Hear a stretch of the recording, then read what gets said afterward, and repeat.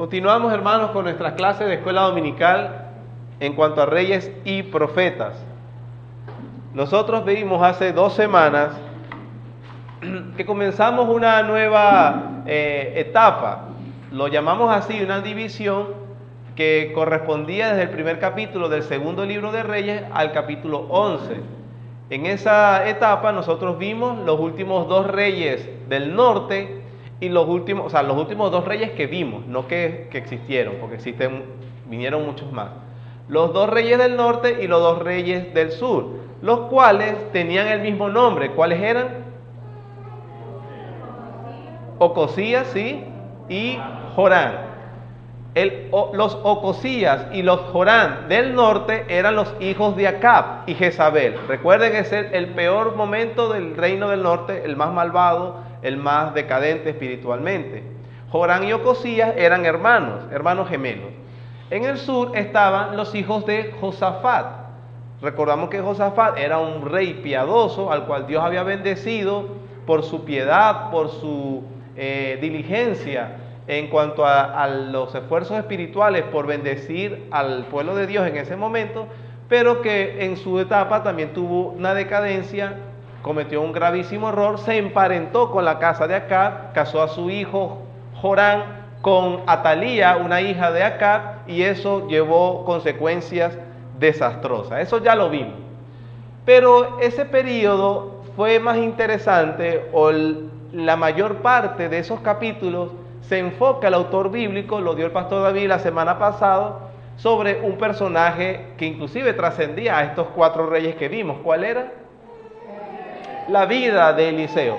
¿Por qué la vida de Eliseo es tan interesante e importante? Correcto, hermano. Porque precisamente Eliseo en su vida, su ministerio, su carácter, tuvo mucha semejanza con el Señor Jesucristo. De hecho, es un tipo de Cristo. Es un tipo de Cristo, y tal fue, al pastor David no le dio tiempo la semana pasada, pero si tú ves el final de la vida de Eliseo, Dios obró de una manera tan especial con este siervo, que cuando Eliseo muere, él lo tienen sepultado en un cierto sitio, su cadáver, su cuerpo inerte.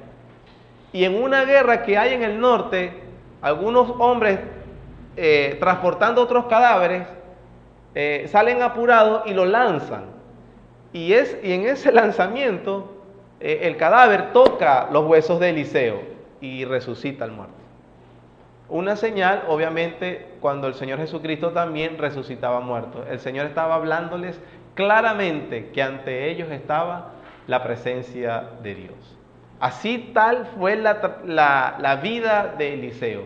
Eso lo vimos, obviamente, en los capítulos correspondientes del segundo libro de Reyes, capítulo 1 hasta el capítulo 11 aproximadamente. Vemos estos 4 reyes que dijimos, 2 y 2, más la vida de Eliseo. A partir de hoy comenzamos una nueva dinastía en la parte del norte. Otra vez, ustedes se recuerdan que habíamos estado viendo la dinastía de Onri, que era el papá de Acab.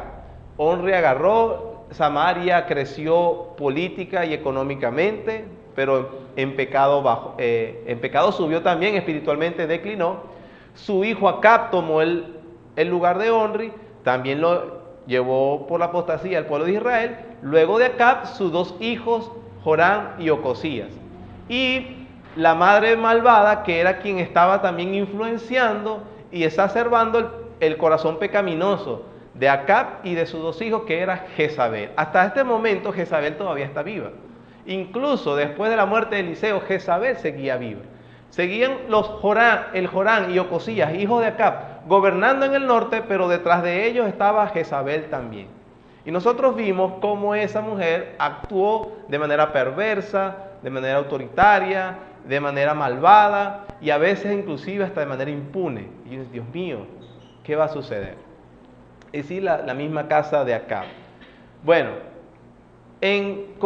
la clase de hoy comienza la dinastía de este hombre que estamos hablando, que se llama Jehú.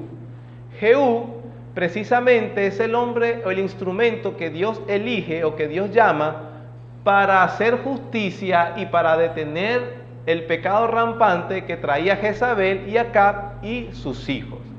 Entonces, la dinastía de Jehú también es interesante por algunas cosas.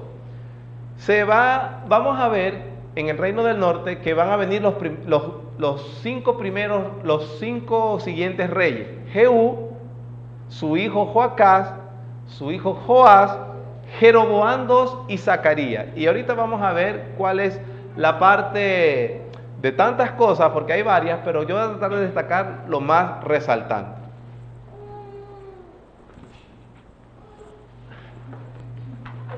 Comenzamos entonces con el reinado de Jehú.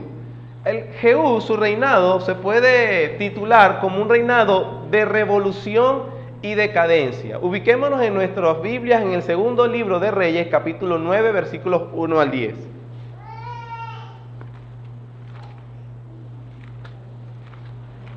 En ese super síntesis que vimos, ¿estamos claros, hermanos? ¿Están conmigo? Es bueno tenerlo claro. Leamos entonces cómo introduce el autor de los Reyes, que está narrándonos las crónicas, la historia de Israel, cómo introduce el personaje de Jehú. Capítulo 9 del segundo libro de Reyes, versículo 1 al 10.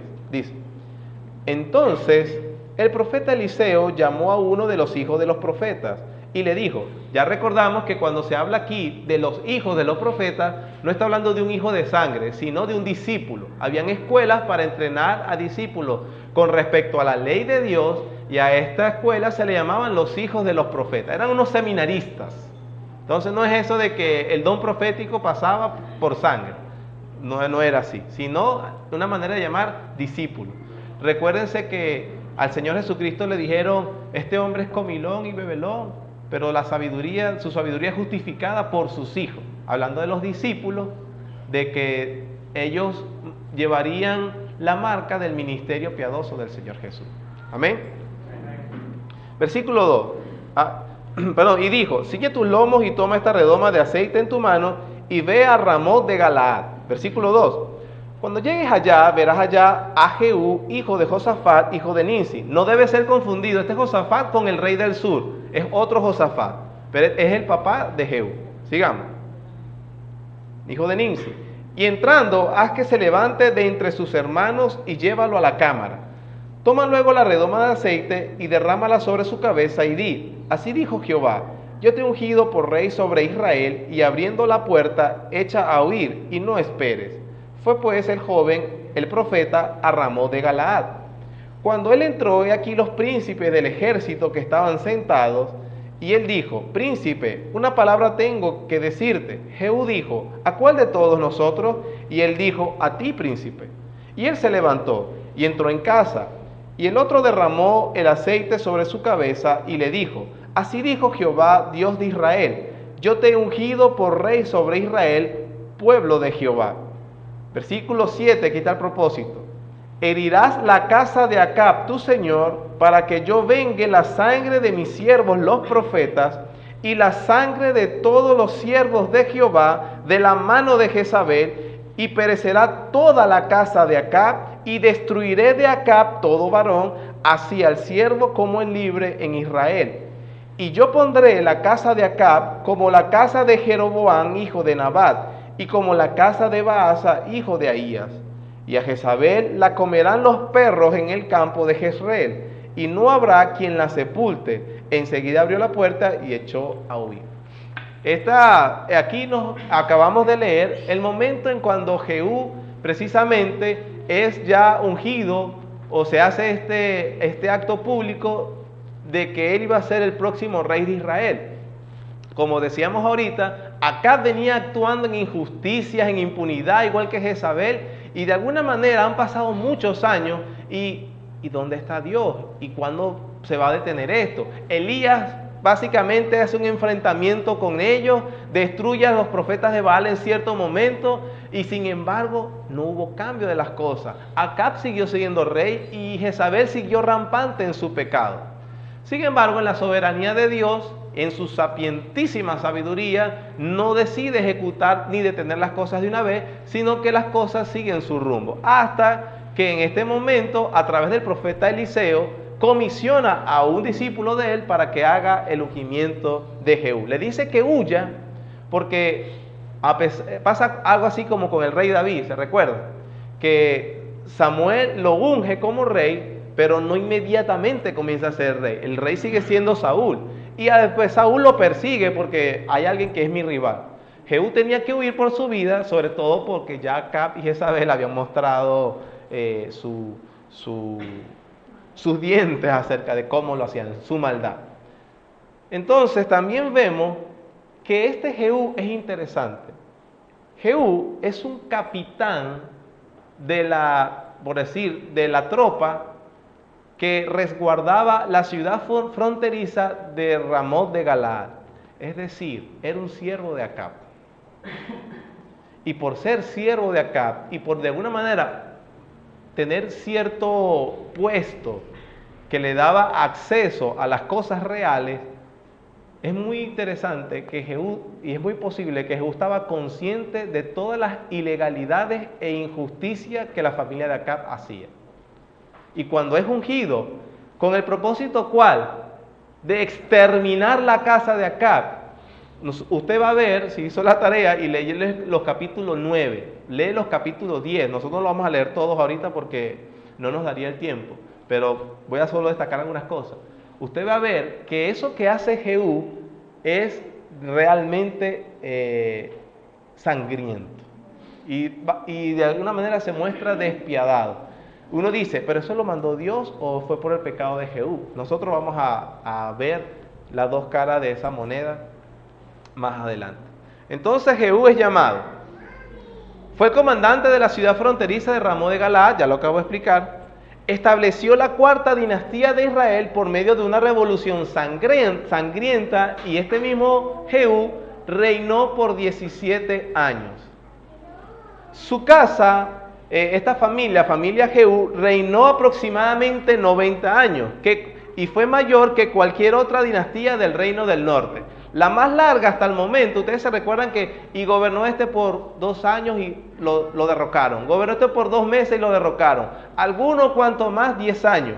Pero hasta ese momento, a veces aún en la segunda generación ya los derrocaban y se instalaba otra dinastía. La más longeva había sido la de Onri, la anterior a Jehú. Pero una vez que se establece la dinastía de Jehú, es la más larga del norte.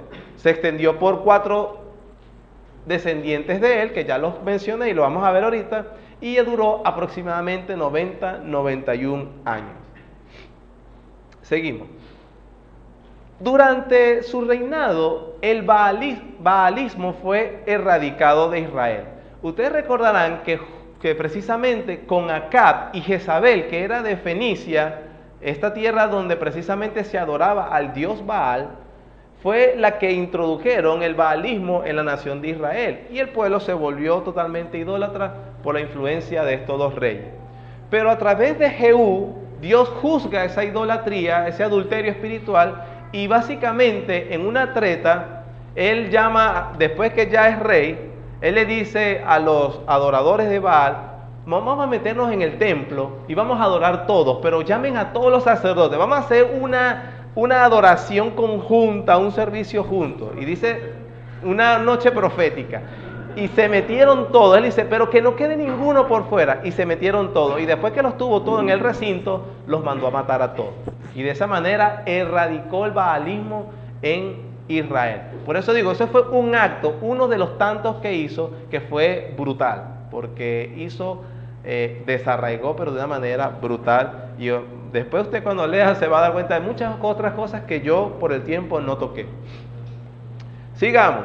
En su ejecución a Joram, acuérdense que está en el norte, el rey en ese momento es Joram, hijo de Acab. Dios les dice a Jehú: vas a matar a la familia de Acab. En este caso Joram es el primero, y él va por Joram. En su ejecución a Joram, hijo de Acab, miren lo que sucede, hermanos, y todavía siguen las consecuencias por la imprudencia de Josafat de emparentar a su hijo con una impía. Mató a Ocosías, hijo de Josafat. ¿Por qué? Porque ahora la familia de Josafat era también la familia de Acab. y Dios le dijo, mata a toda la familia de Acab. Y resulta que Josafat emparentó a su hijo con estos, y cuando Dios juzgó a estos, también llevaron esto. Ya han pasado bastantes años que Josafat hizo el error, todavía se cosechan los problemas. Esto está en el segundo libro de Reyes, capítulo 9, versículos 14 al 16. Así conspiró Jehú, hijo de Josafat, hijo de Nimsi, contra Joram. Estaba entonces Joram guardando a Ramot de Galaad con todo Israel por causa de Hazael, rey de Siria. Estoy en segundo del libro de Reyes, capítulo 9, versículo 15 ahora. Pero se había vuelto el rey Joram a Jezreel para curarse de las heridas que los sirios le habían hecho, peleando contra Hazael, rey de Siria. Y Jehú dijo, si es vuestra voluntad, ninguno escape de la ciudad para ir a dar las nuevas a Jezreel.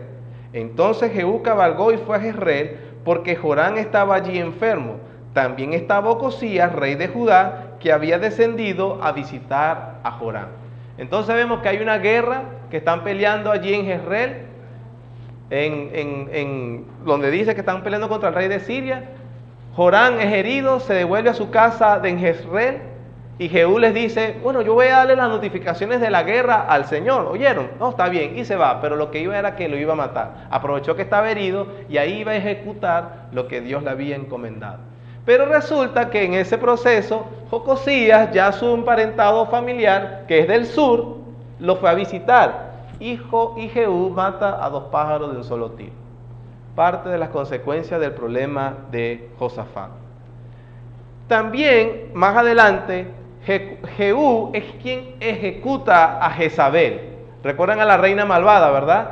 Y aquella mujer que actuó de manera impune, mató a los profetas de Dios, persiguió a Elías, lo desterró, hizo cuanta cosa le pareció. Ustedes se recuerdan uno de los actos más malvados que fue la heredad de Nabot de Jezreel, que Acab quería la hacienda de Nabot y se la pidió. Nabot no se la podía vender porque era una heredad de Dios, de la distribución de las tierras, y estaba prohibido para los israelitas vender su heredad. Y Nabot justo quiso obedecer a Dios como era correcto. Acab se fue triste, malcriado, y Jezabel, ¿cómo es la cosa? Tú eres el rey de Israel. Y lo mató, le robó y le hizo todo eso. Y uno dice, ¿y esta impunidad? Al momento silencio, pero Dios dice, yo la voy a juzgar. Y la juzgó después.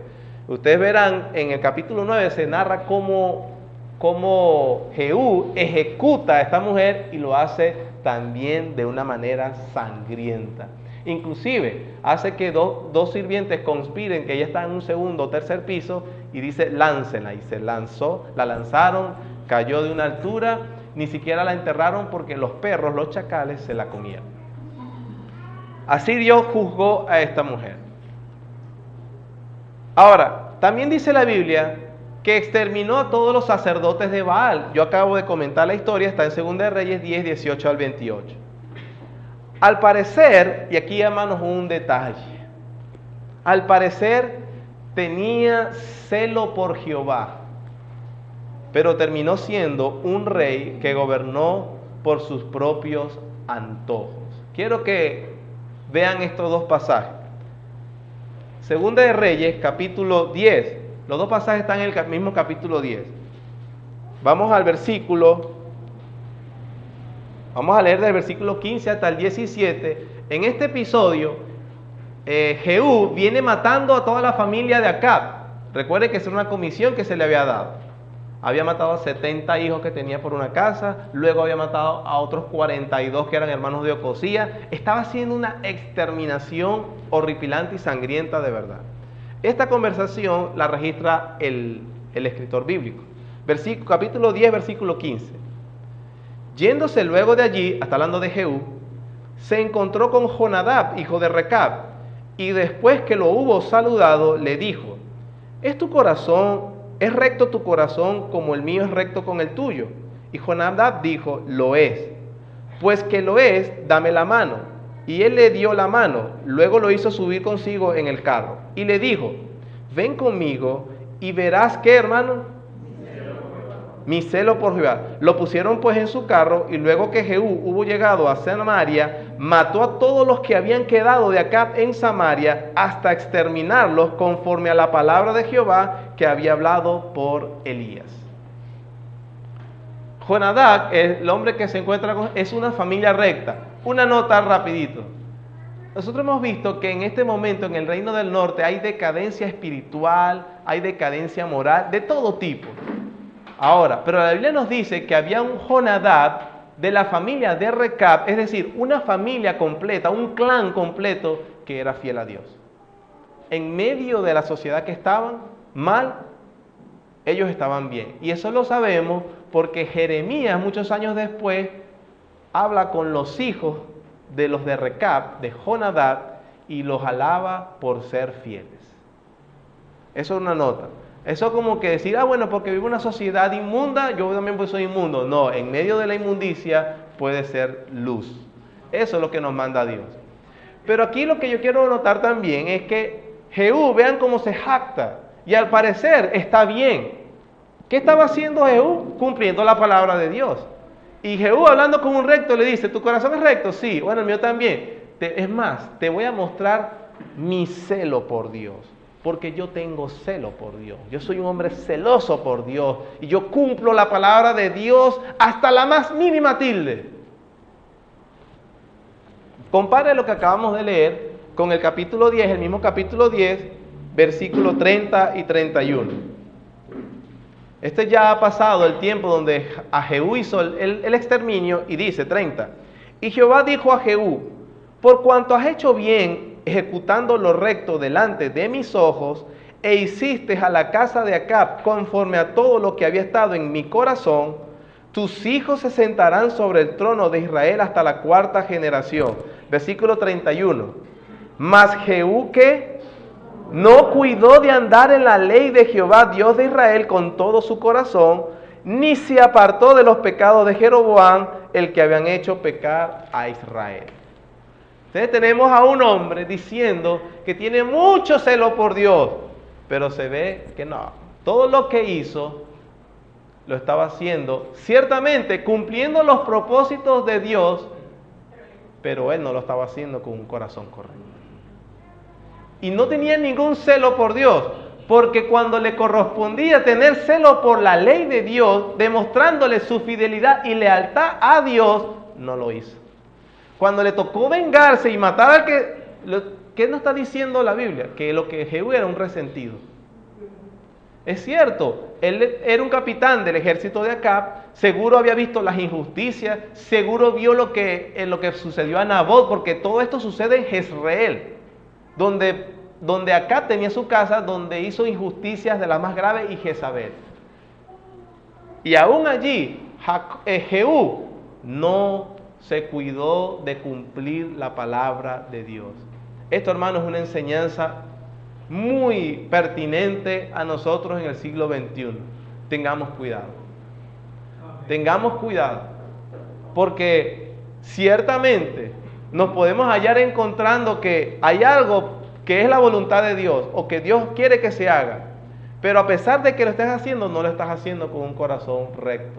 Y el relato bíblico nos dice que a Jehú no lo motivaba la gloria de Dios, lo motivaba su sed de venganza, su deseo de hacer justicia, la rabia que le tenía a Acab y a Jezabel y a todos los hijos. Y cuando lo hizo, tengo celo de Dios, no tenía ningún celo de Dios. Eso obviamente lo sabemos por la misma narración bíblica. Tengamos cuidado entonces, amén. Pero por el tiempo, seguimos, estamos en Jehú, y luego que Jehú, después de 17 años gobierna, toma el poder su hijo Joacás. Joacás, que está narrada su historia a partir del capítulo 13. Reinó Joacás después de 17 años de Jehú, por cierto. Acab también hizo lo malo ante los ojos de Dios. Una nota que se me pasó, que nos dice de Jehú, nos dice de todos los hijos de Jehú, y nos dice de todos los reyes del norte. Ustedes no sé si han visto que el escritor, cuando habla de la muerte de ese rey, dice: y no anduvo en los caminos de Dios, antes siguió en el camino de Jeroboam, hijo de Nabot. ¿Se acuerdan quién es Jeroboam? ¿Quién es Jeroboam? Yo sé que Luis sabe, pero otro. ¿Quién es Jeroboam? ¿Quién se recuerda? Exacto.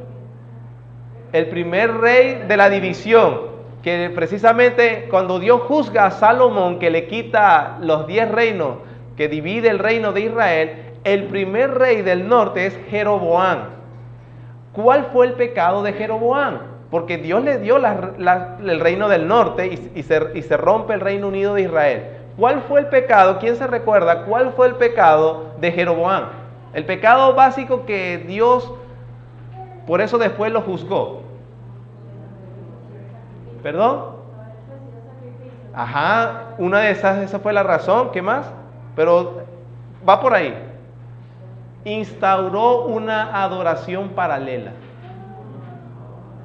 No, recuérdense que él empezó a temer. Dios le dijo: yo te voy a confirmar el reino a ti y a tus hijos. Pero el lugar donde Dios había elegido para que el pueblo adorara era en Jerusalén, y Jerusalén estaba en el sur, había quedado en el reino del sur. Jeroboam dijo, porque dice la Biblia que se lo imaginó: no, pero es que si yo dejo que los sacerdotes de aquí vayan a adorar para allá, me van a terminar quitando el coroto. Entonces mejor tranco la frontera y nadie va para allá y nosotros hacemos una nueva adoración. ¿Se recuerdan? Es muy importante tener eso.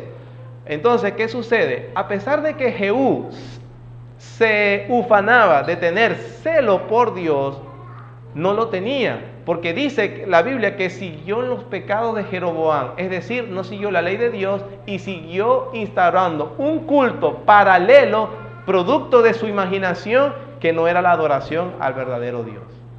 Eso es una nota importante en toda la historia de Israel. Entonces estamos en Joacab, el hijo de Jehú. Este Joacaz mostró arrepentimiento al ver la opresión de los enemigos y recibió misericordia de parte de Dios. Ya nosotros hemos visto que no solamente Dios lo hizo con este Joacab, lo hizo con Acab, el perverso, lo hizo con varios reyes, que cuando estos reyes se vieron mal y pidieron la ayuda de Dios, Dios se las dio. Así que ninguno de estos reyes, ni ninguna persona puede decir que Dios fue injusto, severo o rígido. Porque Dios les dio misericordia cuando la necesitaron, a pesar de que no la merecían. No depende del que quiere ni del que corre, sino de Dios que da misericordia. Este rey murió y sin pena ni gloria, entonces toma el control su hijo llamado Joás. Joás, hijo de Acab. Recuerden que estamos en los 5 próximos reyes del norte. Fue un rey malvado, igual que su padre Jehú, igual que su abuelo, igual que su padre Joacaz, igual que su abuelo Jehú. Reinó por 16 años. A pesar de su impiedad, reconocía la reverencia y estima que tenía el pueblo por Eliseo. Vamos a este pasaje, porque aquí es donde muere Eliseo. Segundo de Reyes, capítulo 3. Hermanos, disculpen, voy muy rápido. Vamos bien. Está ubicado en la historia. Es muy importante que vayamos comprendiendo. Segunda de Reyes, capítulo 13, versículo 14. Dice: estaba Eliseo enfermo de la enfermedad de que murió, y descendió a él Joás, rey de Israel. Es el rey que estamos viendo ahorita. Y llorando delante de él, dijo: Padre mío, carro de Israel y su gente de a caballo. Pregunto, hermano, ¿cuándo leímos ese versículo exactamente? Cuando murió Elías. ¿Quién lo hizo así? El mismo Eliseo. Pregunto, ¿qué significaba esa oración? ¿Quién se recuerda? No, había ahí esa Padre mío, carro de Israel y su gente de a caballo. Que esa era una honra que se le estaba haciendo a Elías, que significaba ¿qué? Que era con protección del pueblo. No, que para Eliseo decía acerca de Elías tú eres más importante que todos los ejércitos juntos de Israel. Para nosotros es más luz tu presencia que Israel con su ejército. Era como un tributo a la vida de Elías. Ahora, aquí vemos que la vida de Eliseo también fue así tan importante. Y este Joás, siendo un pervertido, reconoció eso. Y le dio un tributo a Eliseo en su muerte. A un siervo de Dios, siendo respetado y reverenciado inclusive por los impíos. Así era tal el testimonio de Eliseo. Pero más adelante vemos que esa reverencia fue también superficial y no completa acerca de Joás.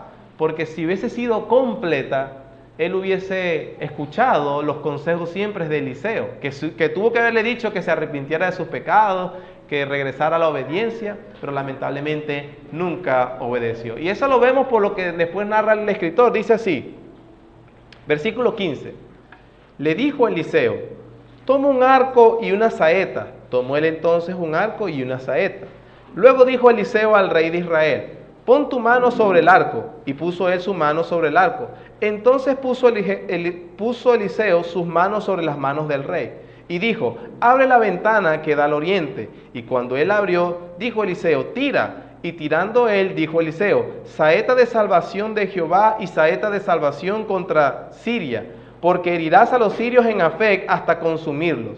Y le volvió a decir, toma las saetas. Y luego que el rey de Israel las hubo tomado, le dijo, golpea la tierra. Y él la golpeó 3 veces y se detuvo. Entonces el varón de Dios, enojado contra él, le dijo, al dar 5 o 6 golpes, hubieras derrotado a Siria hasta no quedar ninguno. Pero ahora solo 3 veces derrotarás a Siria. Mucha gente se quiebra la cabeza. ¿Qué significa eso? Pues 2 veces hay que golpear. Lo que le está poniéndonos el escritor aquí es que Joás le acaba de hacer un tributo a Eliseo, que es lo más importante inclusive del ejército de Israel, es la luz de Dios en medio de ellos, y entonces Eliseo le dice, bueno, te voy a mandar a hacer unas cosas, y cuando Eliseo las está haciendo, le parece como que las palabras del profeta son un poco ridículas, como que, pero me vas a tener haciendo cosas aquí, entonces se detuvo. Ay, al Eliseo, viste que no eres que honras a la palabra de Dios verdaderamente. Entonces le dijo, la vas a derrotar 3 veces, pero ellos van a venir después y te van a saquear. Así pasó, así sucedió. Es precisamente evidenciar que este hombre no escuchaba la palabra de Dios, que en este caso era representado por el profeta Eliseo. Este Joás es interesante porque en este reinado se acaba la paz que había entre norte y sur. Había una paz porque ya se habían emparentado las familias, se recuerda. Pero ya pasaron varias generaciones, Jehú, Joacás y ahora Joás. Y este Joás entró en guerra con el sur, que en este momento el rey es Amasías. Y eso lo vamos a ver luego. En su reinado, Israel comenzó a recuperar su territorio perdido y prosperidad económica, debido la decadencia económica en Israel venía por los ataques sirios. El reino del norte no podía prosperar, ni económica, ni política, ni espiritualmente. Pero como Eliseo le prometió derrotas sobre los sirios, entonces esas derrotas activaron la economía del país y prosperó. Durante este reinado de Joás y su hijo, el rey subsiguiente, que fue Jeroboam, Israel, hermanos, prosperó de nuevo económica, militar y políticamente. Y entramos al reinado de Jeroboam II. Es casi intrascendente estos reinados solo por un detalle. Si usted ve Segunda de Reyes, los versículos que se le dedican a estos reyes son básicamente 3 y 4. Usted dirá, pero bueno, ¿de dónde sacamos entonces todos los datos que dicen que había prosperidad económica, opulencia, política, todo esto y aquello? Es porque precisamente en el reinado de Jeroboam II, este que vamos a ver, es donde profetizan Oseas, Amós y Jonás. Jonás, el que fue a Nínive. Se nos registra su mensaje cuando fue a Nínive y unas palabras que le profetizó a Jeroboam. Pero cuando usted lee Oseas, o lee Amós, usted se da cuenta que a través de estos dos profetas nos da el panorama económico, religioso y político que estaba viviendo Israel. Y usted va a ver que había mucha opulencia, pero había descuido social, había aprovechamiento, rapiña, habían dos clases sociales totalmente diferentes. Habían los ricos que vivían en mucha opulencia, y habían los pobres y los ricos oprimiendo. El mensaje de Oseas y el mensaje de Amós son precisamente Dios ejecutando y avisando de que dejaran esos pecados porque violaban la ley de Dios y se volvieran al Dios de Israel. Y de allí comienza, hermanos, la advertencia de Dios a través de estos dos profetas. Asiria los va a invadir. Solo 5 reyes pasaron y el norte fue destruido completamente. Yo no me voy a entrar a los temas de Oseas y de Amós, eso lo vamos a ver en la próxima clase. Así entonces, pero lo que quiero ver es que con este rey, en este periodo, es cuando Dios empieza a enviar los profetas escritores. Y una vez usted viendo este contexto general, cuando usted vaya a Amós y a Oseas, usted va a comprender mejor sus mensajes. Amén. Amén. Su reinado fue el más largo de la dinastía de Jehú. Reinó por 41 años. Hizo lo malo ante los ojos de Dios, andando en los pecados de Jeroboam, hijo de Nabat. Ya yo les expliqué qué significaba esa frase. Durante su reinado, Israel recuperó territorio perdido en cumplimiento de las profecías hechas por Jonás. Este es el mismo Jonás del libro de Jonás, hijo de Amitai, en 2 de Reyes, capítulo 14, versículos 23 al 27. Vamos rápidamente allí. 2 de Reyes, capítulo 14, versículos 23 al 27. En el año 15 de Amasías, hijo de Joás, rey de Judá, comenzó a reinar Jeroboam, hijo de Joás. Se le dice Jeroboam 2 para distinguirlo del primer Jeroboam. Versículo 24. E hizo lo malo ante los ojos de Jehová, y no se apartó de todos los pecados de Jeroboam, hijo de Nabat, el que hizo pecar a Israel. Él restauró los límites de Israel desde la entrada de Amad hasta el mar de Arabá, conforme a la palabra de Jehová, Dios de Israel, la cual él había hablado por su siervo Jonás, hijo de Amitai, profeta que fue de Gad-Efer. El mismo Jonás del libro de Jonás que fue a Nínive. Versículo 26. Porque Jehová miró la muy amarga aflicción de Israel, que no había siervo ni libre a quien diese ayuda a Israel. Y Jehová no había determinado raer el nombre de Israel de debajo del cielo. Por tanto, lo salvó por mano de Jeroboam, hijo de Joás. Hermanos, nosotros vemos que al principio dice que Jeroboam hizo lo malo. Y a pesar de que había hecho lo malo, Dios tuvo misericordia de Israel. Aún no había llevado a cabo su juicio. Y si usted lee los libros de Oseas y de Amós, Oseas comienza precisamente cuando Dios le manda a Oseas que se case con una prostituta, y cuando tiene un hijo le dice: ponle por nombre pueblo no mío. Dios se estaba divorciando de Israel. Pero ese divorcio no vino sino hasta que los ayudó primero. Intervino milagrosa e misericordiamente con ellos. Por gracia, con misericordia actuó. No se la merecían, andaban mal. Les mandó a Amós, les mandó a Oseas, advirtiéndoles. Nosotros, por el resto de la historia, sabemos que ellos nunca escucharon, pero Dios tuvo misericordia. Pero la Biblia dice que su benignidad tiene un límite también. Que cuando la persona abusa de la benignidad de Dios, cuando Él la quita, viene el juicio. Viene el juicio.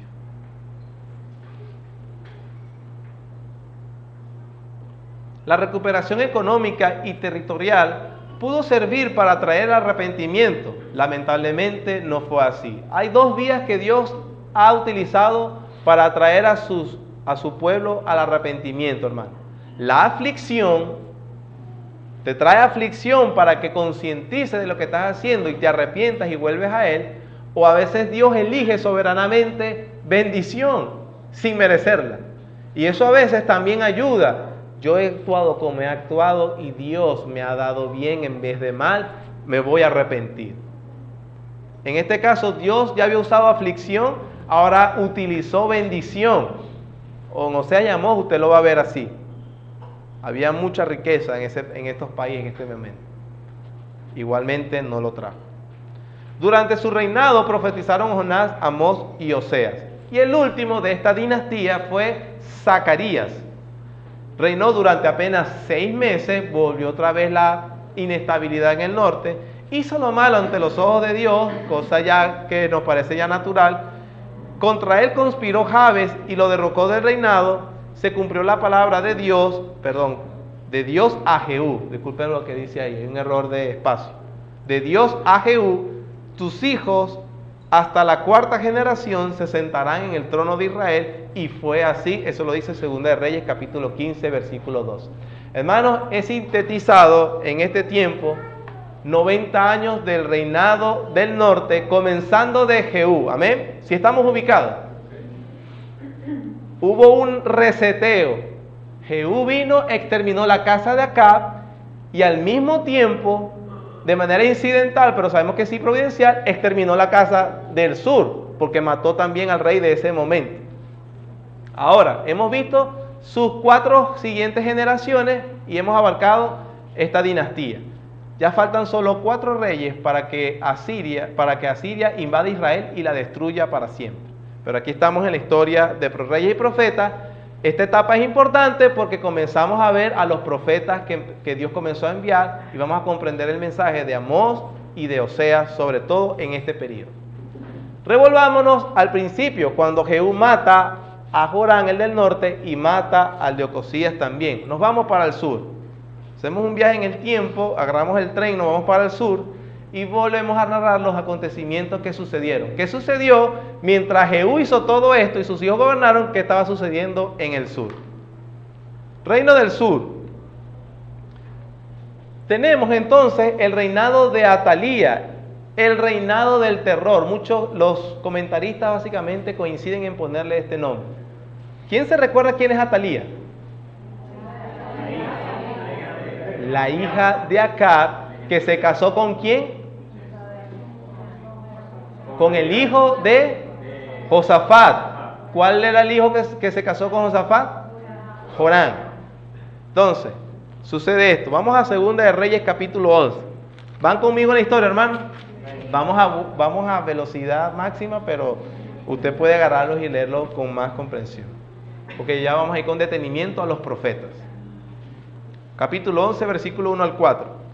Cuando Atalía, madre de Ocosías, vio que su hijo era muerto, lo mató Jehú, se levantó y ¿qué hizo?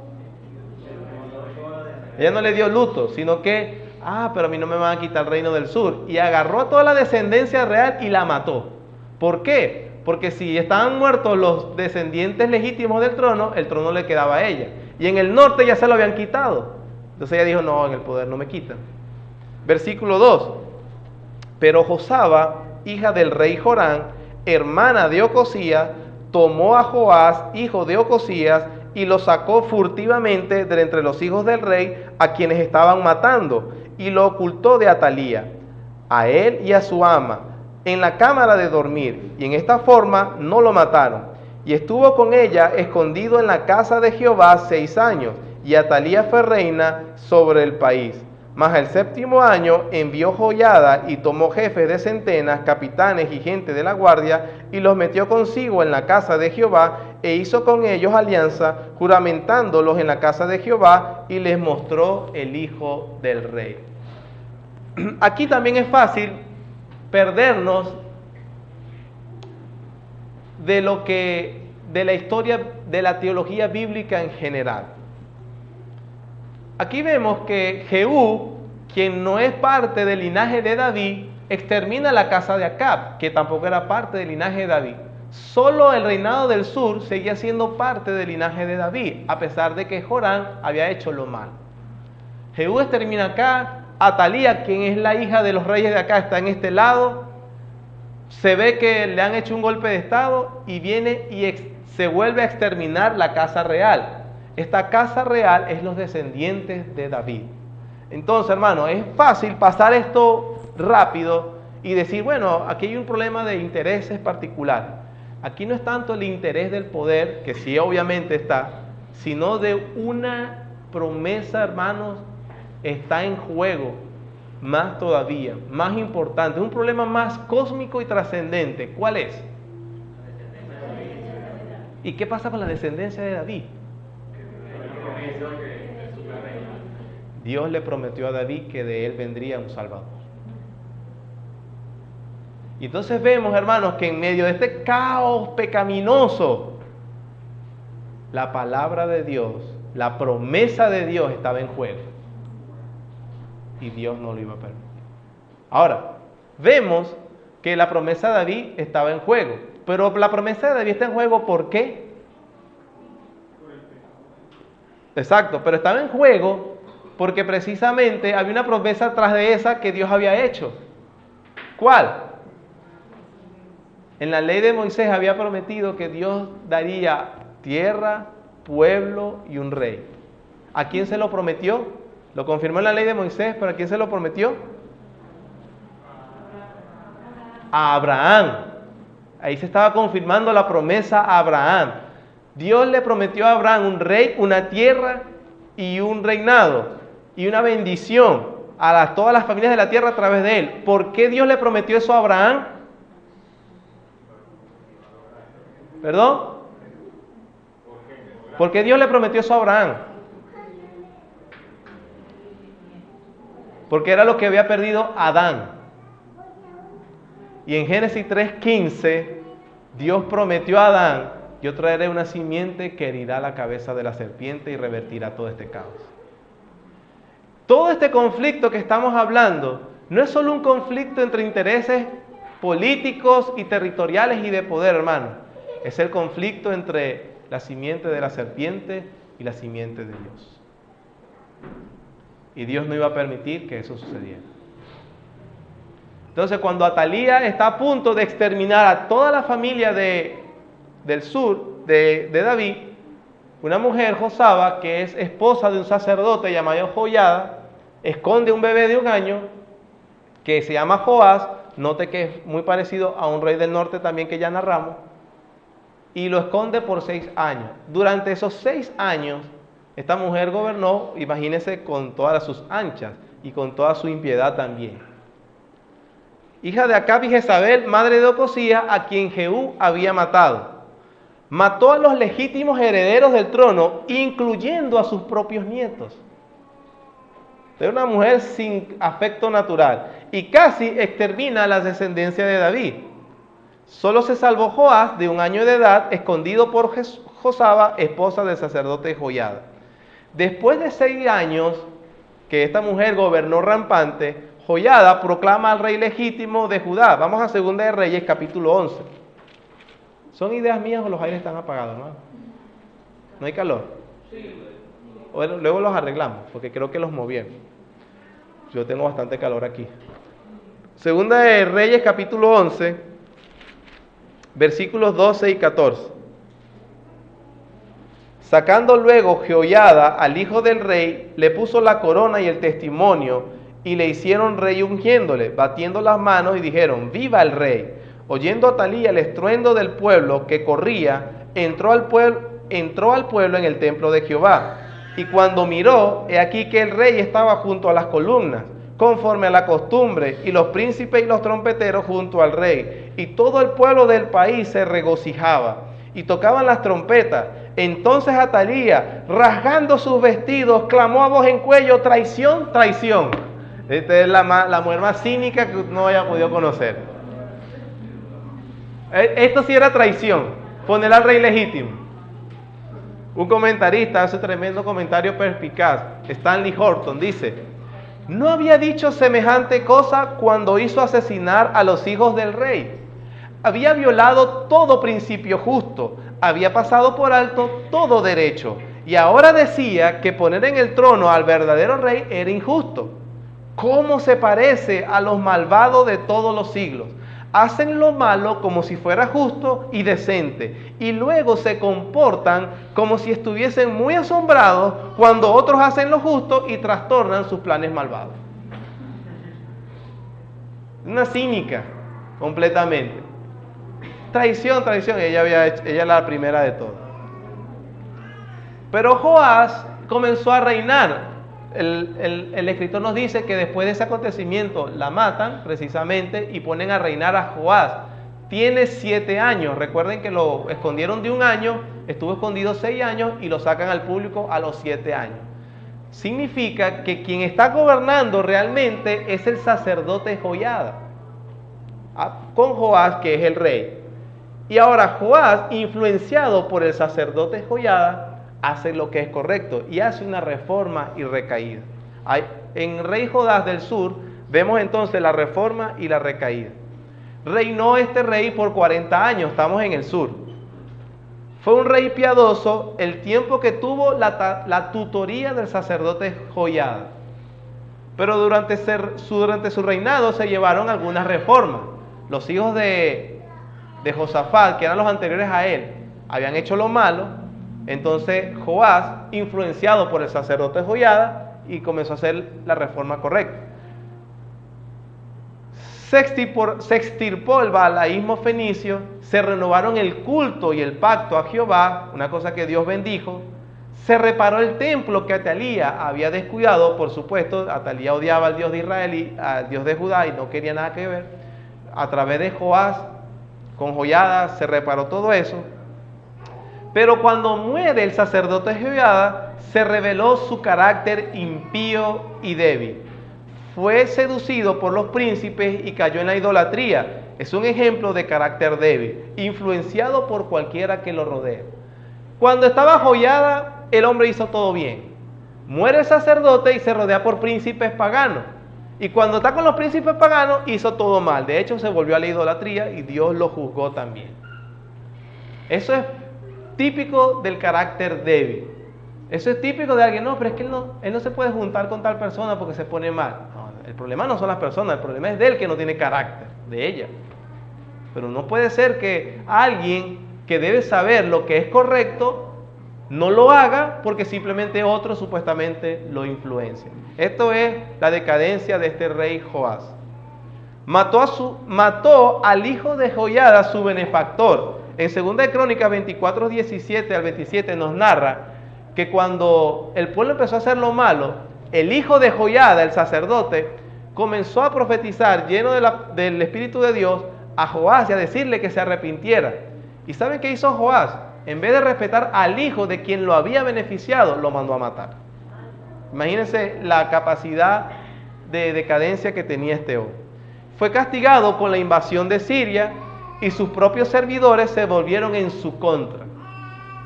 A la final, también lo derrocaron por un golpe de estado.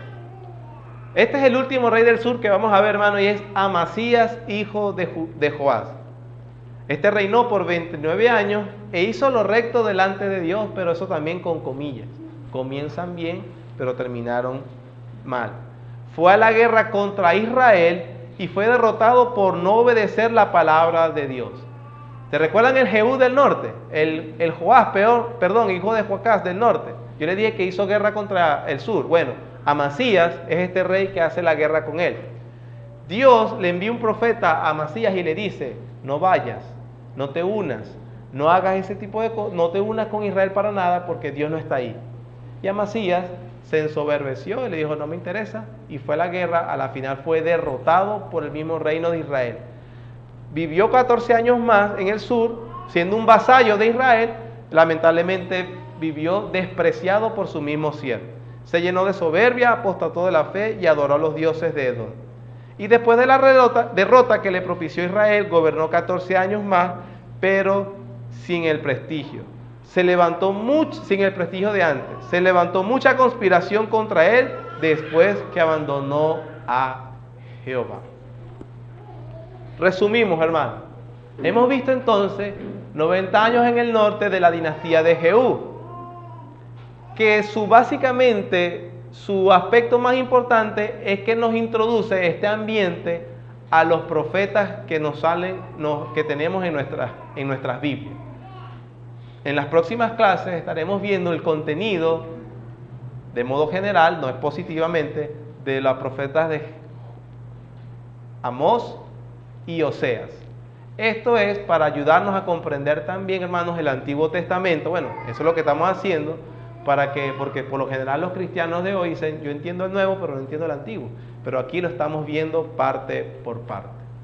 Y tener el cuidado de que, a pesar que muchas personas pueden decir que tienen celo de Dios, como comenzó Jehú, que comienzan muy entusiasmados y comienzan con mucho fuego, en el camino se revela lo que realmente son. Eso en cuanto a los 5 reyes de la dinastía de Jehú. Y en cuanto al sur, exactamente lo mismo. Hombres influenciados.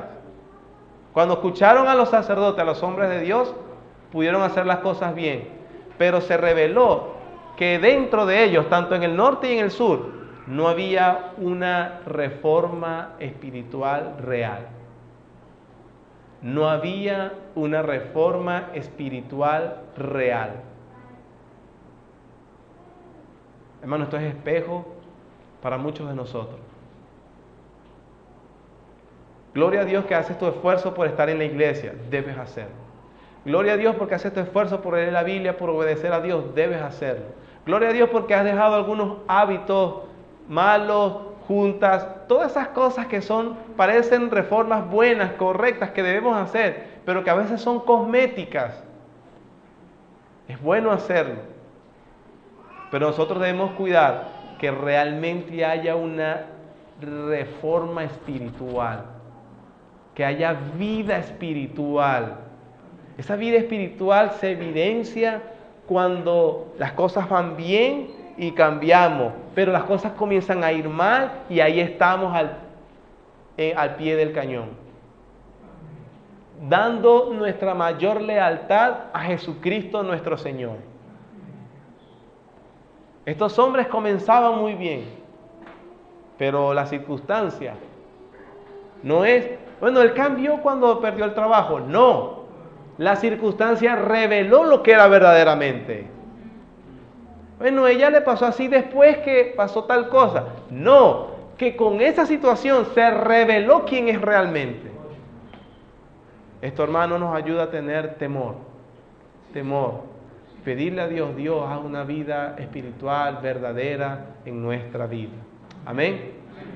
Gracias, Señor, por este tiempo. Permítenos seguir aprendiendo en tu palabra. En el nombre de Jesús. Gracias, Padre. Amén.